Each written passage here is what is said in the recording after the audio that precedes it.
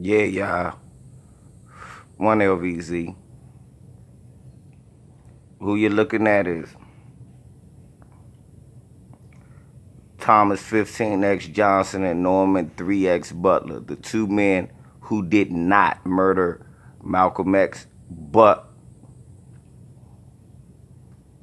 spent 20 years of their life and have went down in history as the men who killed Malcolm X. Now, it has been uncovered by a brilliant brother from Washington, D.C., originally from Rhode Island, but now live in D.C. Mr. Muhammad has went and found the true killers of Malcolm X. One of them, the shotgun man, being William Bradley, and I will show a picture, and we'll do a video about that a little later. But I want to talk about these two gentlemen real quick. They spent 20 years in their life as two of the most despised people in the history of Black America. And they were wrongly convicted. Meanwhile, Talmadge Hayer, the only assailant who confessed to killing Malcolm X, confessed several times that these two men had nothing to do with it, and actually, in fact, laid out the names of all four assailants, and the FBI had the names of the people long ago. Turns out, a lot of these people were FBI informants. We know that Eugene Roberts, who was supposed to be a bodyguard for Malcolm X, who was seen giving mouth-to-mouth resuscitation, was actually a secret member of the NYPD. But NYPD officials didn't even know who he was. The prosecutor didn't know who he was. He remained a secret until 1969. He was not known about by any police officials except 8.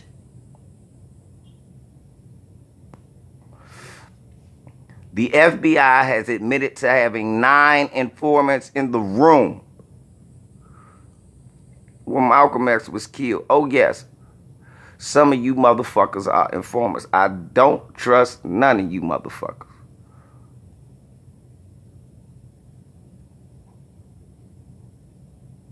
Some of you motherfuckers is agents. White, black, all y'all. Don't think I'm not watching you while you got a motherfucking wrench. Now,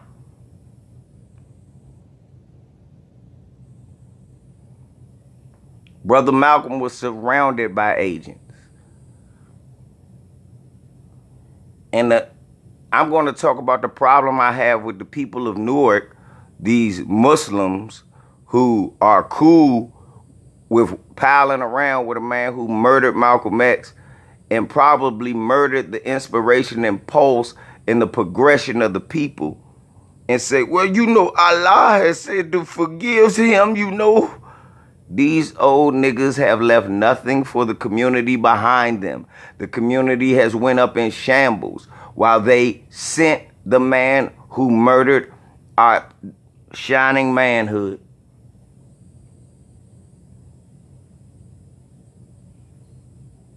While they sent him to an early grave, his family to the poorhouse, his children to fend for themselves in this crazy world without their father. How are these men not traitors?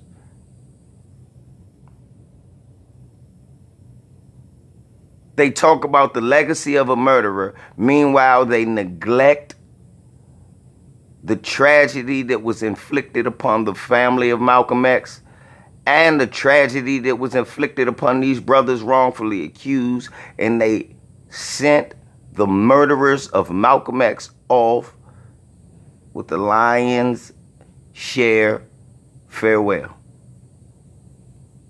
When I tell you that these men lived their lives as criminals and crooks adding to the degradation of the black community, they were allowed to run free. And these old ass bowling ball head niggas said, oh, well, we's got to forgive them. We got some talking to do a little later. LVZ.